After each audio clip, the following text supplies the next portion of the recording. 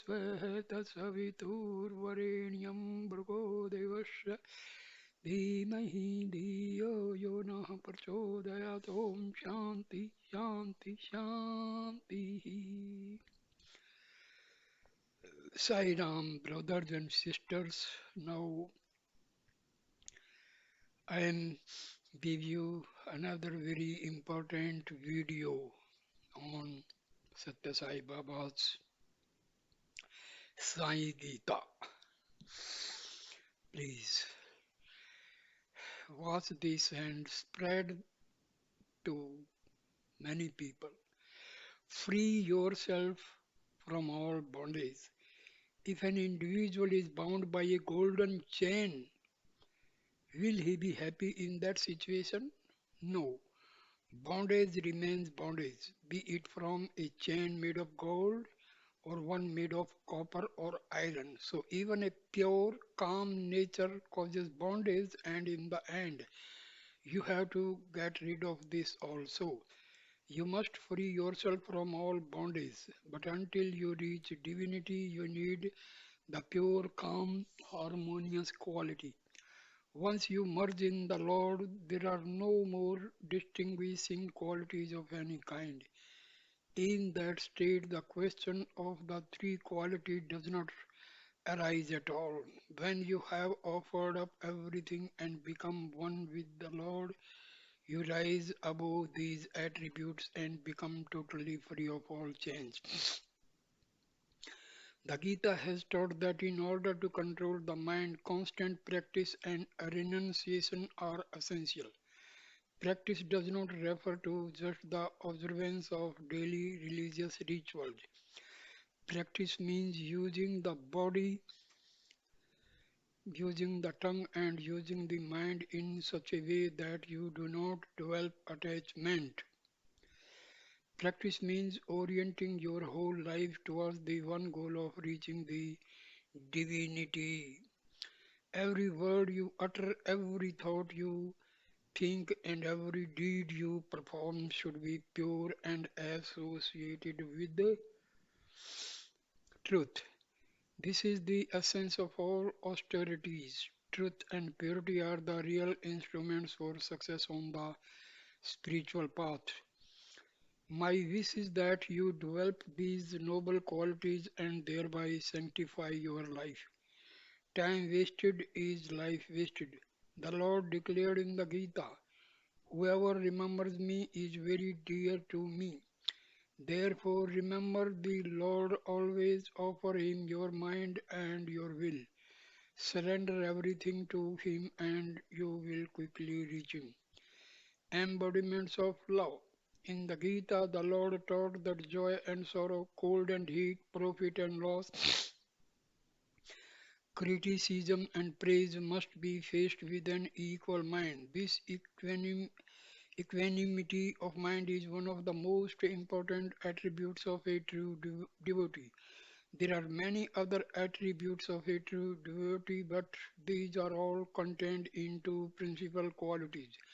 Discipline and renunciation. Discipline refers to the three types of penance: bodily penance, mental penance, and vocal penance. Renunciation refers to understanding the defects in objects and living a life which does not get attached to these things. In other words, living as a witness. If you can incorporate these two important qualities, discipline and renunciation, in your daily life, then there will be no need for any other spiritual practice. Start your spiritual practice when you are young. If you want to develop these two qualities, you have to start in your childhood and use this early period of your life in a sacred and ennobling way. In the world today, many people undertake spiritual practice only when they reach old age, after they have thoroughly enjoyed the objects of luxury and have become disgusted and exhausted by worldly pleasures. They consider embarking on the spiritual path, having spent their lives concentrating on sense objects, on family life, on children, on wealth, on properties, on name and fame. They become disillusioned in old age. They realize that there is nothing true in these things and that peace of mind and lasting joy cannot come from the phenomenal world and from worldly pursuits. After they come into the evening of their lives and are haunted by the emptiness of their experiences, they begin to do spiritual exercises. But in old age, when you are suffering from all sorts of physical and mental weaknesses, it will be very difficult to practice and live a rigorous spiritual life.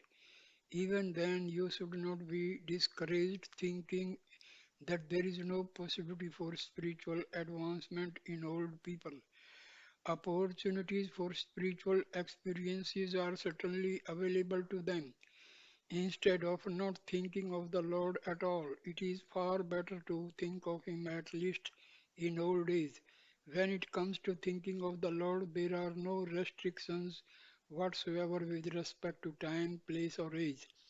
That's why the divine teacher has declared in the Gita, at all times, in all places, think of me. But he has also declared that the best opportunity for practicing these spiritual exercises in a determined way is in your youth.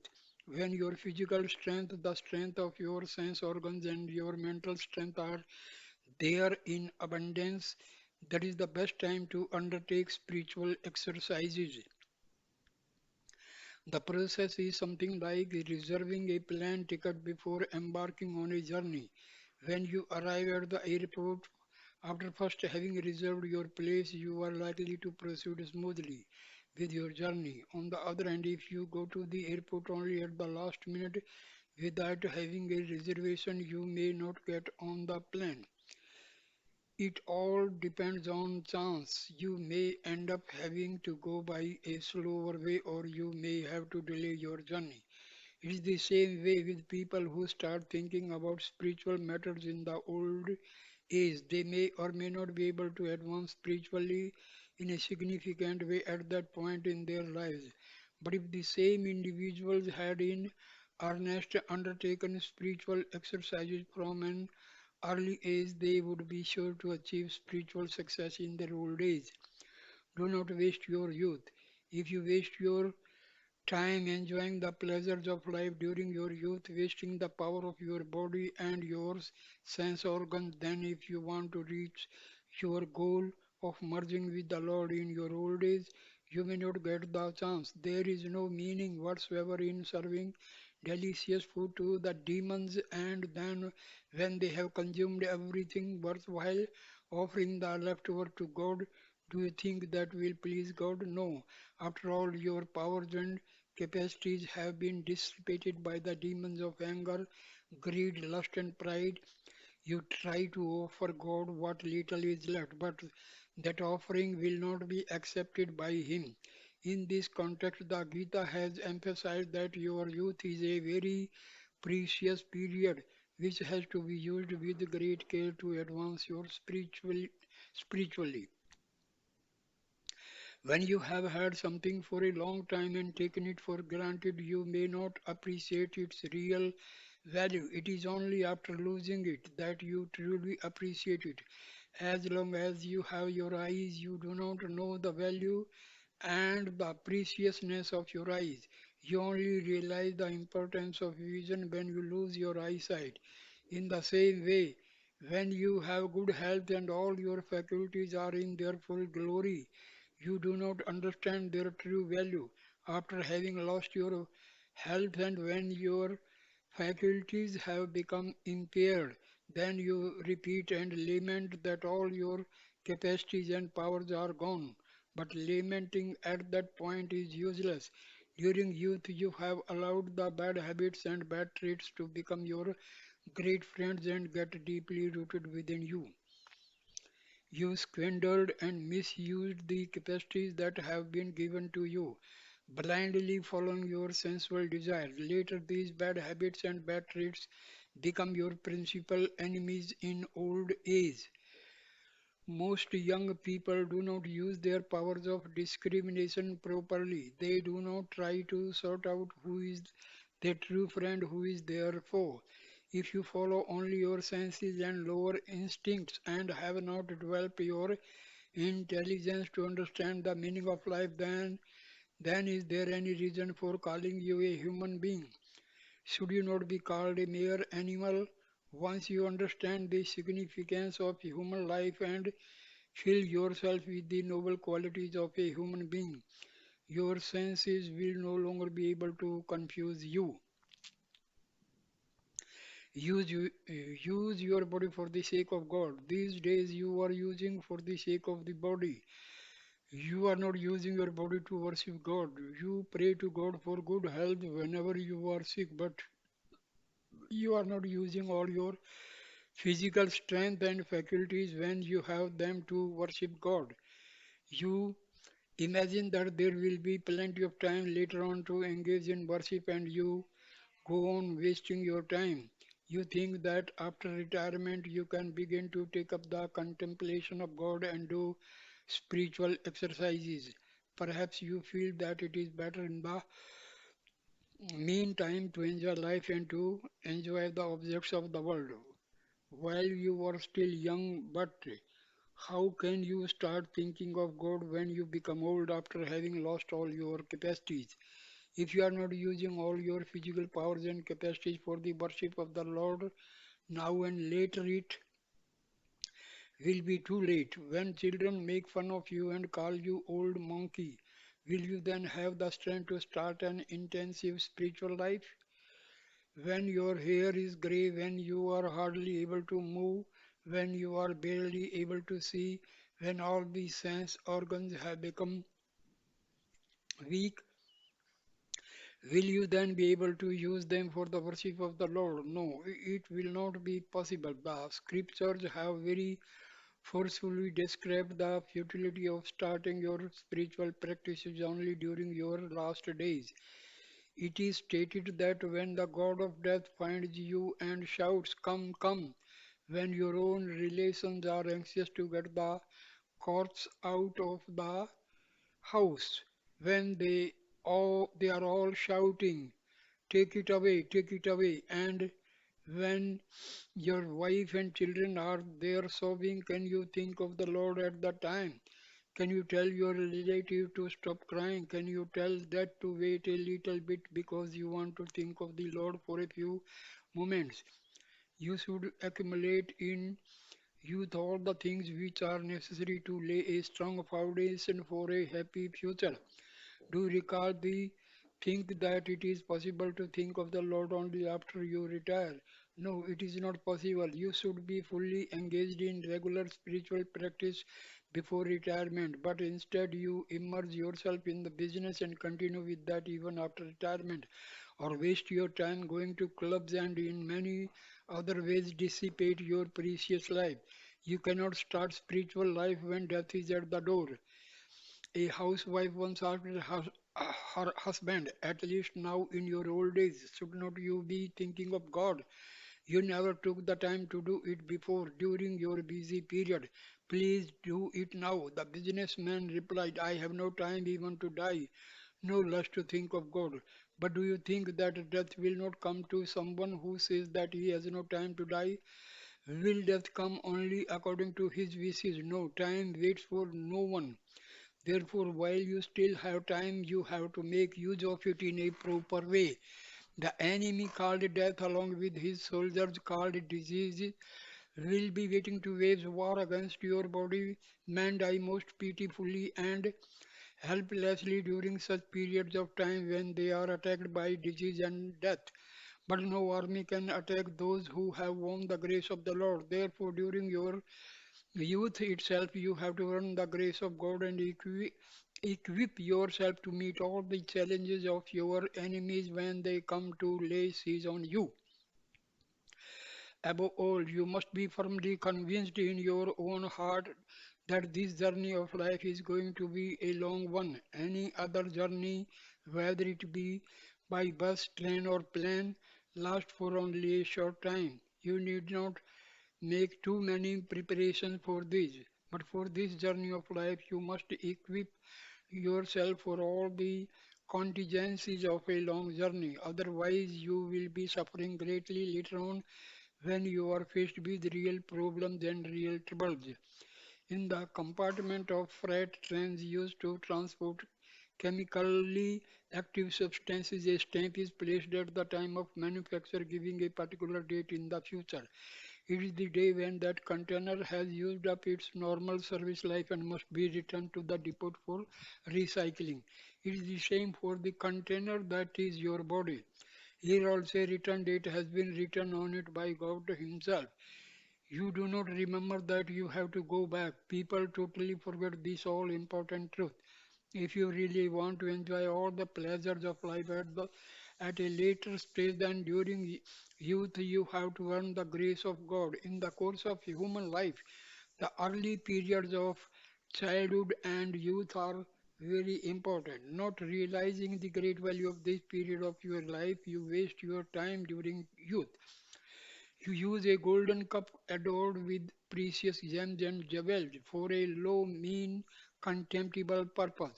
To feed the fire of your sense, you are using costly sandalwood as fuel. The vessel is very precious, the fuel is very precious, but the food you are choosing to cook with their help is insipid and worthless.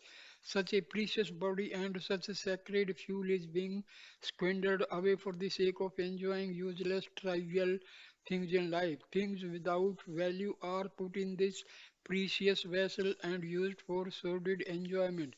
You are using a golden plow to plow the field of your heart, but you produce nothing but useless weeds.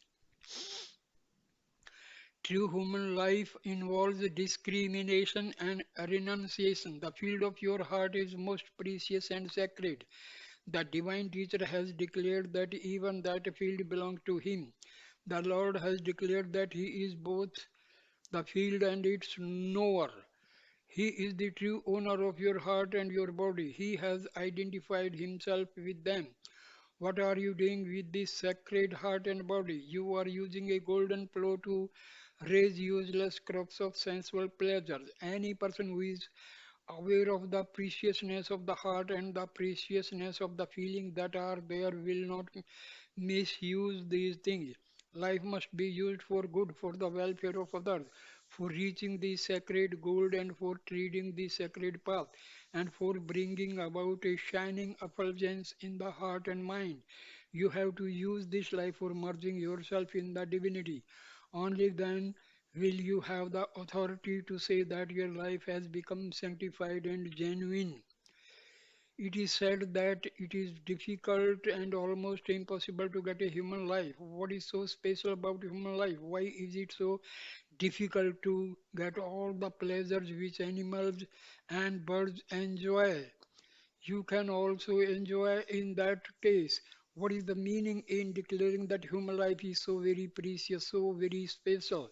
It is because you have the ability to discriminate between right and wrong. It is because you have the ability to give up attachment and hatred. Therefore, you have to use the intelligence given to you to make a distinction between the animal way of life and human way of life. By not discriminating between the true self and the lower self, by not developing your higher intelligence, you become the victim of agitation and sorrow. You cannot find inner peace because you do not follow the right path. With the firm determination, young people need to undertake the three types of penance physical, mental, and vocal and thereby set an example for the world. You have to use the active principle within you to subdue the slothful principle, and then you have to use the serene principle to subdue the active principle.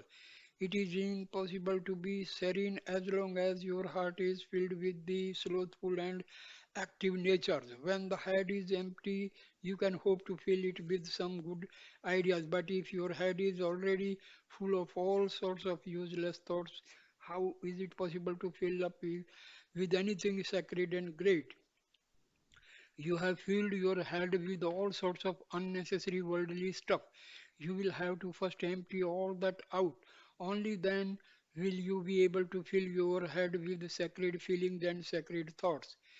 Keep your concentration unwaveringly on God. Many of you are following a meaningless path and living a meaningless life. You cry when you are born and you cry when you die.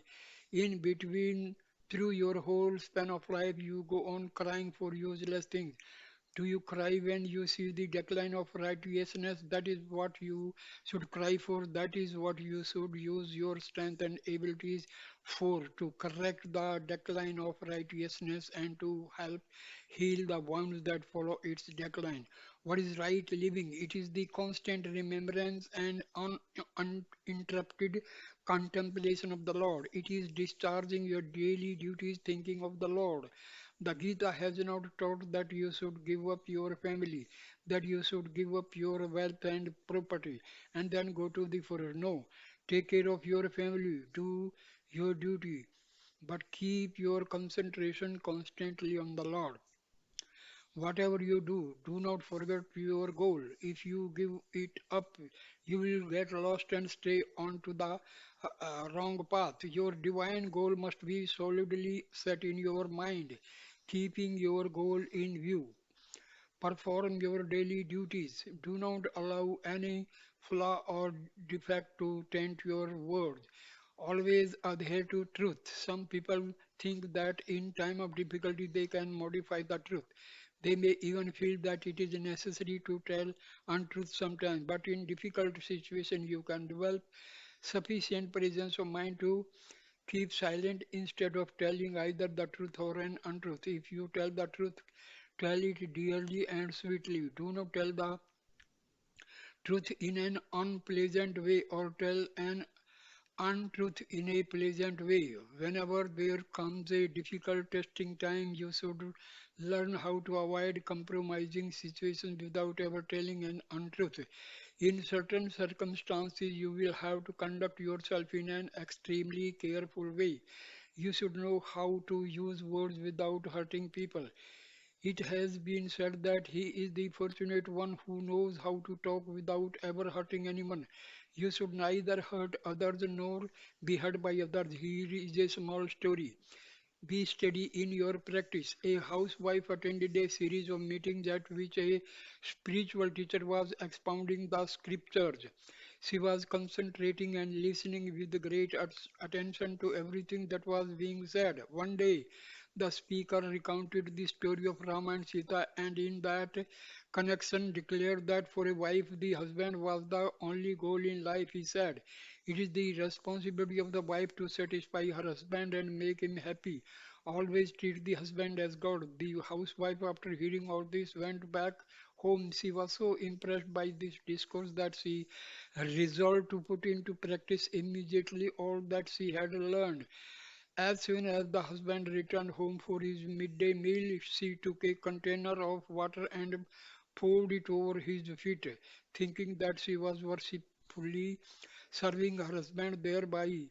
The husband was confused and flabbergasted. He entered the house and sat down to dry his feet, but before he could do so, she insisted on doing it for him. After seeing all this, the husband went into his office and rang up the doctor. Her husband did not know that his wife had been attending the discourses. The doctor came and decided to give her some sleeping pills. He said that it looked like an attack of hysteria, but after a rest of 1 or 2 days, she probably would be all right. The husband ate his meal and told his wife to go and have some rest. Then he went to his office. His wife went right back again to the meeting to hear the next lecture. That afternoon, the speaker was explaining the delusory relationship which exists between husband and wife. He said, "Who is husband? Who is wife? Nothing is permanent. All these things are just temporary and transient. In truth, nothing exists." Then he added, "God alone is true. He is the only real truth." The housewife went back home and sat in her shrine room. That evening, the husband came back from his office half an hour early, thinking that his wife may not be well and perhaps he could help her in some way. He knocked on the house door and asked her to kindly open it. From the shrine room she answered, "There is no mother, there is no father, there is no house, there is nothing, not even a husband." He was quite alarmed by this behavior, but somehow he got her to open the door. When he came into the house, he went straight to the telephone and called the psychiatrist. The psychiatrist came and examined her in detail. He gave his diagnosis. He said that after all his listening to these discourses, she had developed some peculiar attitudes. But if she could be kept at home, she would soon get over them. All arrangements were made to keep her from going to the lectures. Everyone was informed. The driver, as well as every servant of the house, was told not to let her go there. After these restrictions had been put on her by doctor's order, she did not go to the lecture for 2 days and she started behaving in a normal way again. So the detachment she had developed was only temporary and superficial. It did not last. Now the husband was happy. The normal daily routine resumed. After a week, this lady went again to the place where the lectures were being given. On that particular day, the speaker was expounding the teachings of the Gita. He explained that whenever one uses words, one should tell the truth and one should not tell it in a compromising way. She heard this and returned home. Her husband told her that there was a marriage reception that day and asked her to join him. She got ready and went there with her husband. The marriage ceremony started. There was a tradition in those parts which called for the auspicious necklace that is worn by the bride to be taken to every elder who then touches it and blesses it. The father of the bride came to this lady, recognized her, and asked her, "How is your mother? Is everything all right?" These questions were a matter of courtesy. Exchanging a few words with her whilst he held out the sacred necklace, asking her to touch it and bless it. She answered, "My mother is doing fine. She is quite all right. But you know, a week ago my mother-in-law died quite suddenly and her body was taken to the cremation ground the following day." The neighbor who was sitting next to her told her, "Why did you have to say such an inauspicious thing while touching and blessing this necklace, which is meant to impart a long and happy life to the new bride and her future family?" The housewife replied, "Should I tell a lie just for the sake of this necklace? No, I will never tell a lie. It is a fact that my mother-in-law died last week and that the body was cremated the next day."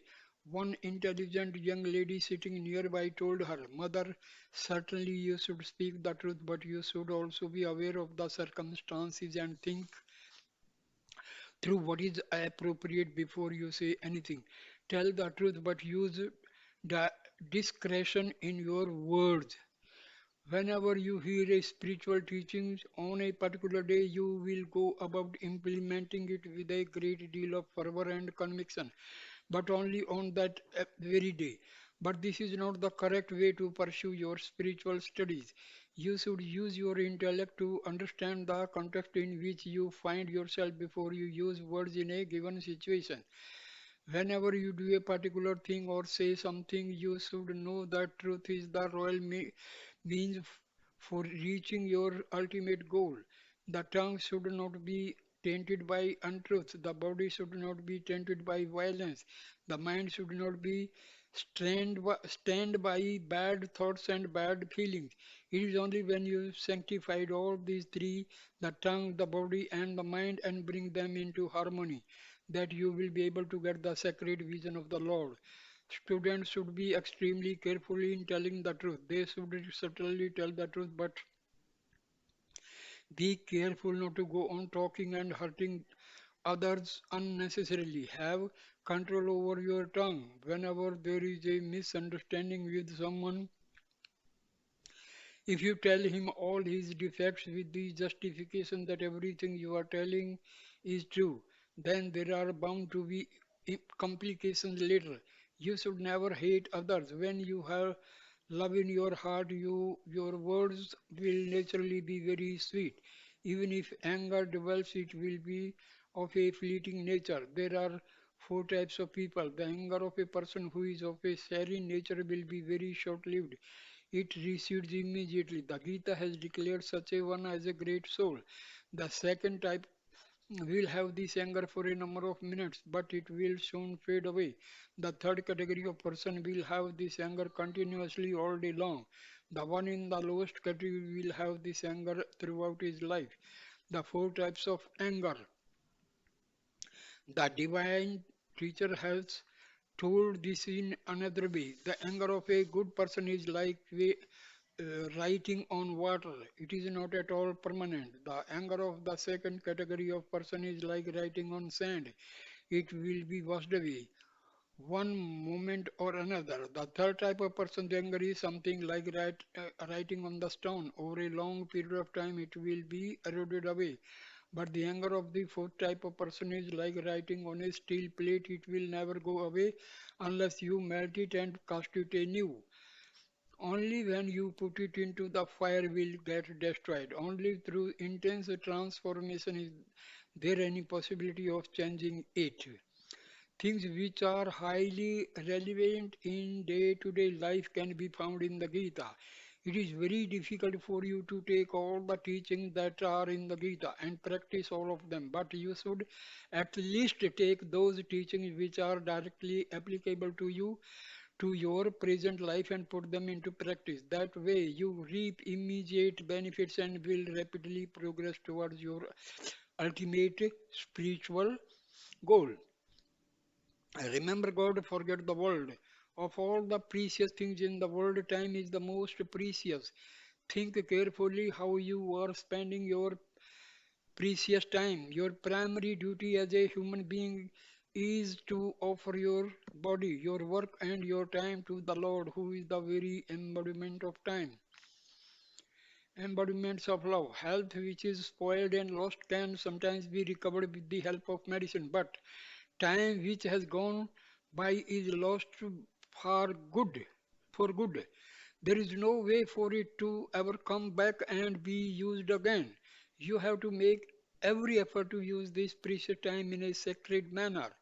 Time is infinite. If it goes on forever, but the time which is allotted to you is only a microscopically small fraction of that. Many of you are wasting your lives by thinking that the phenomenal world is real. As a result, you are using all your limited time for enjoying the pleasures of the world. If you reflect even for a moment on that you have achieved and how you have spent your priceless time, you will be very sorry to find that you have used it in such a wasteful manner. Find out who you truly are. You cry when you are born because you have come into this world without knowing who you are and why are you here. Your cry is an anguished plea to find out who am I. If you waste your entire life on only your physical existence, when will you ever be able to understand who you really are, truly are? There is a deeper significance contained in your life than merely caring for the body. You have to start your life with who am I? And you have to end your life, I am that, I am God.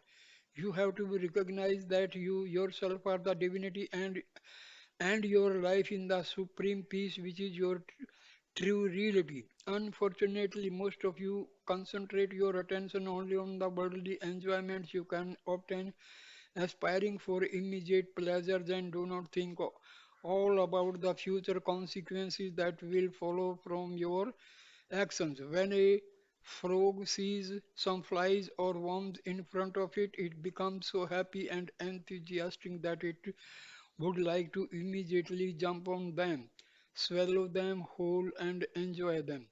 But behind the frog there is a snake lying in wait, ready to catch the frog and eat it up. The snake is very happy to have found its meal in the form of this frog, which for the moment is preoccupied with its own enjoyment. The snake does not know that a hawk is hovering overhead, ready to snatch the snake up in its claws. The hawk is so joyous at the idea of grabbing and consuming this unsuspecting snake that it does not pay any attention to the hunter lurking in the bush ready to shoot it. In the same way, you are also thinking only of fulfilling your desires and anticipating the comforts that you see before you, not thinking at all what is stalking behind you, waiting to pounce on you. You are wasting your time without realizing the harm that may befall you on in the future. You cannot know what time, in that place, and in what circumstances danger may present itself and come your way. Therefore, you have to sanctify the time at your disposal now and use it properly, recognizing its sacredness and preciousness.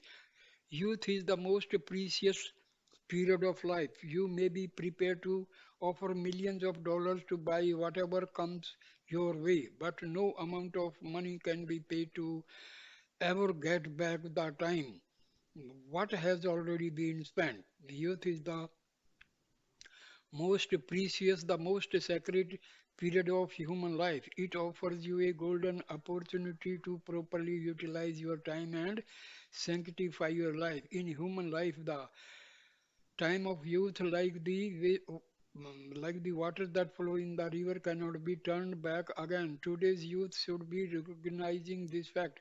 Utilize your time in a proper way, and you will gain fulfillment in life. Always today's youth should recognize this fact. Utilize your time in a proper way and you will gain fulfillment in life. Always be aware of the many aspects of the wheel of today. Time. Realize how extremely important time is. Think ahead as to what is likely to happen in the future and keep the goal of your life constantly in view. In the chapter on devotion in the Gita, it is said that time is the most important element in your life. You must use your time wisely. Your time should be used to reach God. The divine teacher taught in the Gita that even if you have not reached a highly developed detachment from worldly objects, if you use your time in constant awareness of the Lord, performing all your works and duties as worship and offering everything you do to the Lord, then you will have a blessed life. Krishna told Arjuna, do your duty, Arjuna. If you have to fight, then fight, but fight thinking of me. That way you will incur no sin. If you have offered everything to me and have me steadily in your heart, you will not suffer any of the consequences of your actions.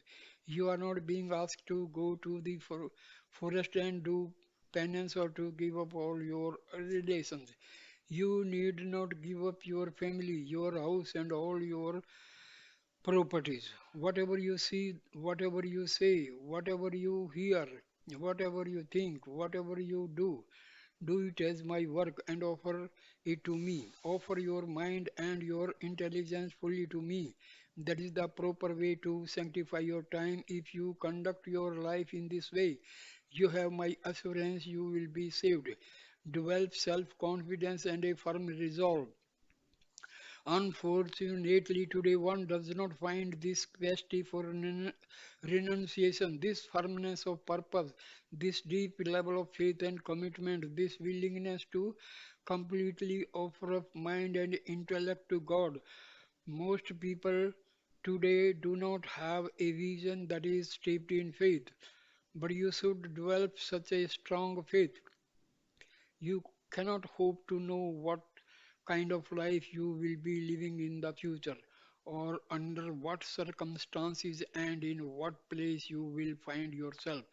No one knows these things but the Lord. If you offer everything to Him, He will protect you in all situations. Such a deep level of communication, renunciation requires strong self confidence and a clear of vision. Whatever work you do, you must have a great determination and a firm resolve. Without this, you cannot achieve even the smallest thing. A small bird laid its eggs on the shore of the ocean. It wanted to have a comfortable life. A number of times the waves came and washed the eggs away into the ocean. The bird became discouraged and also a little desperate. For every time it laid its eggs, the ocean washed them away.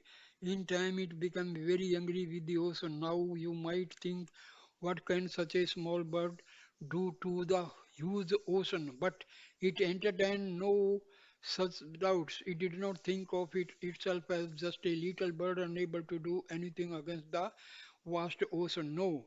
On the contrary, this small bird took a firm resolve and decided to it was going to empty all the waters of the mighty ocean. That was its vow to which it struck with a great determination. Night and day it stood at the edge of the ocean, dipped its head into the sea, took a little water into its beak, flew to the other side of nearby hill, released the water from its beak, and thus drop by drop resolved to empty out the whole ocean. It believed that ultimately it would manage in this way to conquer the ocean itself. When it realized that it would not get very far on its own, it sought the help of Garuda, the eagle, which is Lord Vishnu's vehicle and which is endowed with divine power. With the help of Garuda, it was able to earn the grace of Lord Vishnu. Now the ocean became very frightened and humbly apologized to the little bird. The ocean assured the little bird that its eggs would never again be destroyed by its waves and that it would be most welcome to nest on its shores without disturbance. How small was this little bird and how vast was the ocean. You also think of yourself as so small, but you should never get desperate and lose hope. You should not get dispirited thinking that you are so insignificant, whereas God is infinite and all powerful. You might wonder, why would God bother to pay any attention to me? What could I possibly offer him which he would be happy to accept when the entire cosmos is already his? If even angels and divine beings cannot see him, how can I ever hope to behold his form? But such self demeaning and belittling thoughts will not get you very far.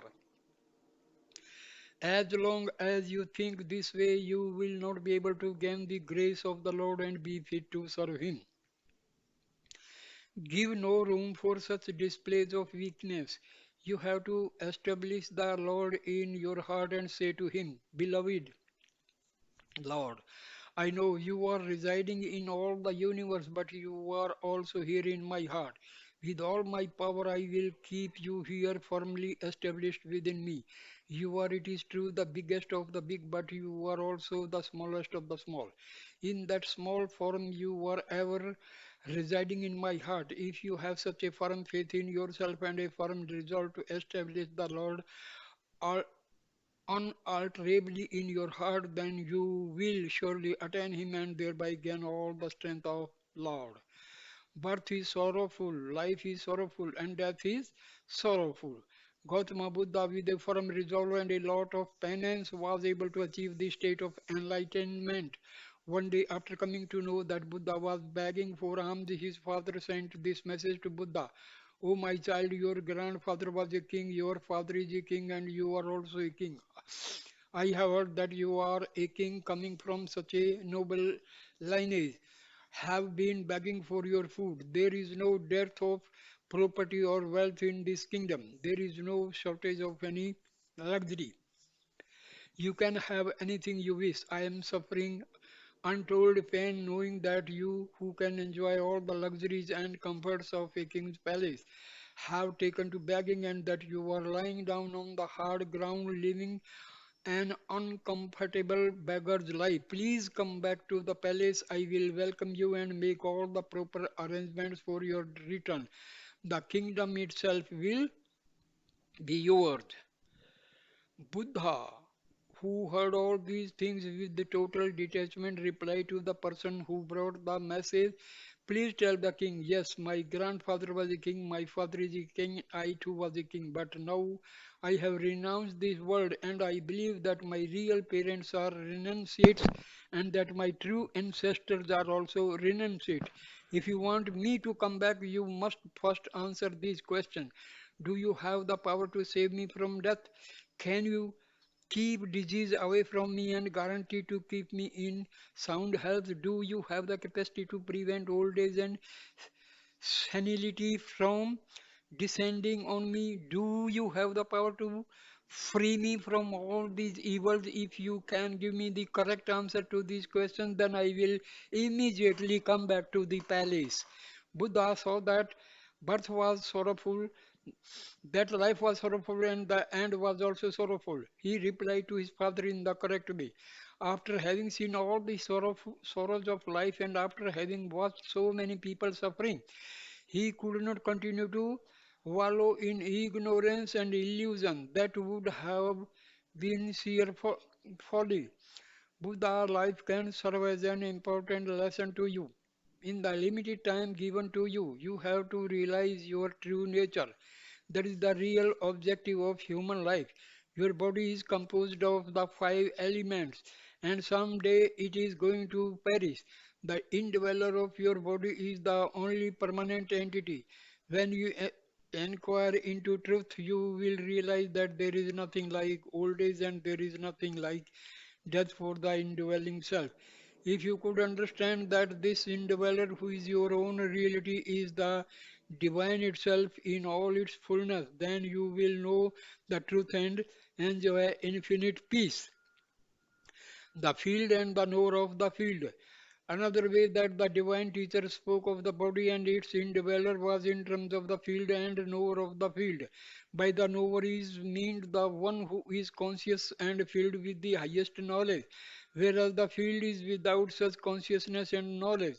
What is this field which is devoid of highest knowledge? It is the body with its gross and subtle aspects. It is the dwelling place of the Lord. Know that the Lord, who has all knowledge and wisdom, reside in this field of the body. It is his residence here on earth. In your day-to-day life, you refer to your body as my body. In other words, you acknowledge that you are not the body, but this body is yours. It belongs to you. Similarly, the indweller considers that he is not the field, but that the field belongs to him. When you say this is mine, then you are declaring that you and the object are different. When you state this is my handkerchief, you are asserting your separateness from the handkerchief. It is the something different from you. When you say this is my body, it means that you are distinct from your body. In the same way, when the Lord declares that the field is his, then he is free to give it up any time he wishes. The body is given to you in order that you may realize who you truly are, in order that you may recognize its indweller. Without a body, you would not be able to know him. You will not be able to perform any activity and follow any spiritual path. All your work, both worldly and spiritual, can only be performed with the help of the body. The body consists of 20 principles. These are the five organs of perception, the five organs of activity, the five vital airs, and the five seats. When you add to these the lower mind, the power of discrimination, the seat of feelings and remembrance in the heart, and the ego together with the indwelling self, then the total comes to 25 principles which comprise an individual. This knowledge of the body and the indwelling spirit relates to the path of wisdom. The whole world is illusion. Foolish ones who are born in illusion and grow up in illusion never recognize illusion for what it is. The whole world is illusion. All attachments are illusion. Family life is illusion. Death is illusion. All that you see and think is illusion. This life itself is illusion. Where are all those kings and emperors who were so proud of their accomplishments? They have all been ground under the wheel of time.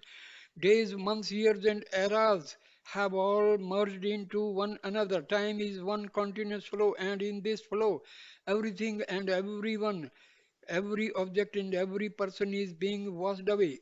A thing which is itself being washed away in the flow of time cannot become the sport for another thing which is also being washed away. He can save the time. The only permanent entity who is not being washed away by time and who can take care of all is the Lord. He alone can protect everyone. He is the stable bank for this unending river of time. Hold on to Him. That is the secret of life. That is the mark of a true human being. Believe in the Lord and do not believe in the world. That is the right way to live your life and enjoy it. Always remember these three principles. In the first place, do not forget the Lord. In the second place, do not believe in the world. And in the third place, never be afraid of death. These are the three guiding principles for all humanity. In the Gita, you will find it 64 qualities given as the attributes of a true devotee. It is impossible for any one individual to have all these attributes. If you can practice one or two of these, it is enough. Have firm faith in the Lord. Once you have developed a deep faith, you do not need anything more. In a matchbox, there may be 50 matchsticks. If you want fire, you can strike one stick. That will be enough. You need not strike all the 50 matchsticks. In the same way, out of the 64 attributes, if only one single attribute is practiced to perfection, that will be enough. The most important attribute is selfless love. Swami has often said, love is God and God is love. Live in love. If you live in love and become immersed in the divinity, the Lord will take care of everything in your life. Krishna said to Arjuna, when you have complete faith in me, when you are filled with devotion and leave everything to me, you will be very dear to me. The four types of devotees. True devotion does not merely refer to the performance of various religious rituals like singing devotional songs, repeating incantations, engaging in silent or communal prayers, or sitting for meditation.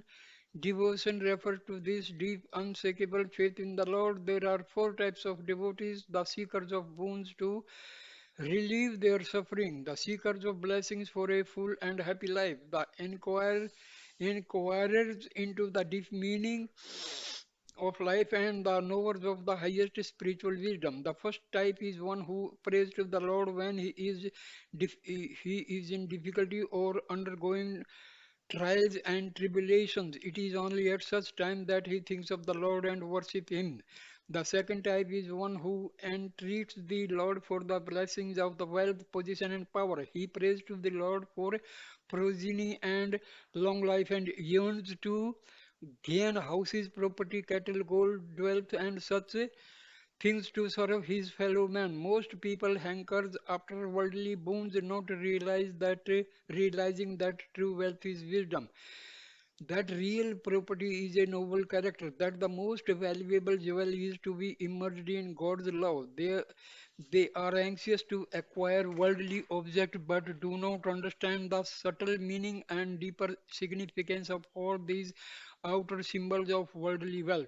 The third type of devotee is never ever engaged in enquiry into truth. He constantly seeks to know where is God, who is God, how can I reach God, what is my relationship to God, who am I? When you enter this stage, you become engaged in all these inquiries in order to gain spiritual knowledge. In the first place, you must try to find out who am I? Where did this world come from? What is my goal? You puzzle over these three important queries and try to gain some understanding. You approach great people, listen to their teachings, serve them, and study the sacred scriptures. Through this process, indirect knowledge gets turned into direct knowledge as the teachings you have heard and studied become your direct inner experiences. Finally, when you have fully absorbed the teachings within yourself, you leave this stage behind and become the fourth type of devotee, the highest knower of truth, the one of abiding wisdom. This wisdom is true spiritual knowledge. The transcendental knowledge, it refers to the experience of unity, the experience of the one without a second. Dwelling only on external things will cause you endless sorrow. If you base your experiences on worldly knowledge alone, you will have to suffer the reactions that result from this knowledge. For example, suppose you hit a table very hard and feel a sense of pride in doing this. You can boast that you have given it a good smack and that you surely must have hurt it with your blow. But immediately afterwards, to your dismay, you discover that the object has hit you back with the same intensity and you end up being equally hurt by it. In knowledge of the world, there will always be this response. Whatever you do will react back on you. Whatever you say will be resound back to you. Whatever you think will reflect back to you. Everything in the world involves reaction, reflection, and resound. But in the spiritual domain, there is no reaction, no reflection, and no resound. Within this domain, there is only transcendental knowledge. That is the truth. Knowledge. There you will find nothing separate, no object which can react, nothing that can reflect or resound, because in the spiritual domain there will be no other. There all is one. Whenever there is a second entity, there will be a wish to either possess it or to escape it. Or other words, there will arise a feeling of desire or a feeling of fear. But when you are immersed in real knowledge, you will experience nothing else and no one else. There will be no second, then neither desire nor fear can arise. What state can best be described as wisdom, the highest knowledge? In that exalted state, you do not see anything separate from self, and you will not hear anything separate from self. You will only be immersed in supreme bliss. This is the external joy of divine. The story of the wealthy man and his four wives. There is a little story which illustrates the four types of devotion that have been discussed here. Once a wealthy man who had four wives had to go abroad for some important work. He spent a few months in a foreign country. Before he returned home, he wrote a letter to each of his wives. In the letter, he mentioned that he would be coming home in a few weeks, and if there was anything they wanted from that particular country, they could send a list and could be glad to bring back the various and he would be glad to bring the various things to them.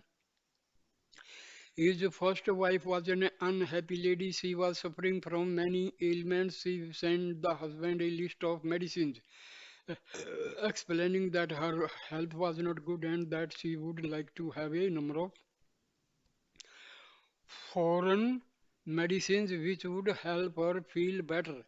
His second wife had a great many desires. She wrote, "Dear husband, please bring me some fine jewels, some silk saris, and all the latest fashionable articles that are available there." He received her letter and arranged to procure those items for her. The third wife had a strong spiritual inclination. She wrote to the husband asking for any good books that were available in that country. Books which deal with the lives of great saints, depicting their life experiences. She was always looking for a good spiritual book that would inspire her in her own spiritual aspirations. And so she asked her husband to see if he could find such books and bring them back for her. His fourth and favorite wife wrote, "Dearest one, I do not need anything for myself. I'll be very happy when I know that you have come back home safe and sound." When he returned home, he brought with him whatever they had asked for. The first wife got the latest medicines and tonics from abroad. The second wife got beautiful jewels and exquisitely textured silk saris. To the third wife, the husband brought the finest copies of the scriptures and other holy books. And then he went to stay with the fourth wife who had written, "Please come home safely. I want nothing else." She only wanted him. The other three wives became jealous of the favorite one since the husband had gone to stay with her. They sent messages asking, after such a long time without seeing us, you have not even once come to our house to visit us. What is the reason for this? The husband replied, I have given each of you exactly what you asked for. One of you asked for medicine, I brought them. One of you asked for the latest jewels, I brought them. One of you asked for sacred books, I brought them. One of you wanted only me, so now she has me. God answers everyone's request. This husband is the Lord Himself, and the four wives are the four types of devotees. The Lord will give you exactly what you ask for. If you ask only for Him, then He will come and reside in your heart. God is the wishful, fulfilling tree, the tree that bears every conceivable kind of truth. He will answer everyone's request. He is omniscient. He is everywhere. He knows what you want and He will give it to you. In fact, this whole world is really a wish fulfilling tree. The Lord uses the world to satisfy your desires and take care of all your wants. There are very few people who understand this. He is another small story to illustrate this. There was a traveler who had been walking for a long time in the hot sun. Finally, he found a nice big tree and stopped there to take rest. He was very tired after his long walk in the heat, and now the shade of the tree was giving him great comfort. While sitting under the tree, he got thirsty and said to himself, how nice it would be if I could have a glass of cold water. Seemingly out of nowhere, a tumbler of fresh water appeared. He was sitting beneath a wish-fulfilling tree and did not know it. After drinking the water, a second thought came to his mind. How nice it would be if I could have a soft pillow and a comfortable bed. Then I would really be able to rest nicely. Immediately, a bed and a pillow came given by the Lord Himself. Now the traveler was comfortable. After getting the bed and the pillow, he thought how very nice and comfortable this bed and pillow are. Now, if only I could have my wife here, then how perfect everything would be. His wife immediately came. As soon as she appeared, he became very frightened because he was not sure. Is she really my wife or is the same demon impersonating my wife? The very moment this thought flashed through his mind, she returned into a demon. Now fear really overwhelmed him, and in terror he wondered, oh my, will this demon swallow me up? Immediately the demon pounced on him and swallowed him whole. The moral of the story is that when you are under a wish fulfilling tree, you must be very careful what you think. Whatever thoughts you have will surely come true. The entire world may be likened to a wishful, fulfilling tree. If you have good thoughts, you get good results. If you have bad thoughts, bad results will follow. Therefore, you should never harbor bad feelings or bad thoughts. That is why Swami has so often said, be good, do good, see good. That is the way to God. You are not mortal, you are immortal. The entire world is the creation of God and is penetrated by His will. Everywhere there is God. Do not have bad thoughts about anyone. Have complete control over your senses and think only good thoughts. Whether you are old or young, you should permit only good thoughts to come into your mind and always aspire to lead a good life. This is the real meaning of a human being. The word for human in Sanskrit is Nara, which stands for that which cannot be destroyed, that which will always come back to the Lord. Nara is the one who will not be ruined, who is immortal. The ancient scriptures have declared, you are not immortal beings, you are the child of immortality. A human being has also been called Manava. This refers the one who is without ignorance. But today you are all behaving in a foolish way. By your thoughts, words, and actions, you are not giving the proper value to the word human. It has been said that death is sweeter than the blindness of ignorance. You have to make ignorance flee away from you and never come back. If you want to drive away darkness, you must bring in the light. Where there is light, there can be no darkness. If you want to be free yourself from ignorance, you must acquire wisdom. When you have wisdom, ignorance can have no foothold on you and will be swept away. To gain wisdom, you must earn God's grace. A great poet sang, O Lord, if I have your grace, what is there to fear? What can I destiny? What can destiny ever do to me? Your life should not be ruled by lust, anger, greed, infatuation, pride, or jealousy. These are your enemies. They may be conquered and subdued. They are the darkness, the product of ignorance. Your life must be ruled by light and by wisdom. Your life must be based entirely on the grace of God. From this moment on, aspire for God's grace and gain wisdom. To earn God's grace, think of God everywhere, at all times, and in all circumstances. In this age of darkness, there is no greater spiritual practice than this. Engage yourself in the constant repetition of the sacred name of the Lord and keep Him permanently established in your heart of hearts. Thereby you will bless your life and set a sterling example for the rest of world. Thank you dear for watching this video. Please like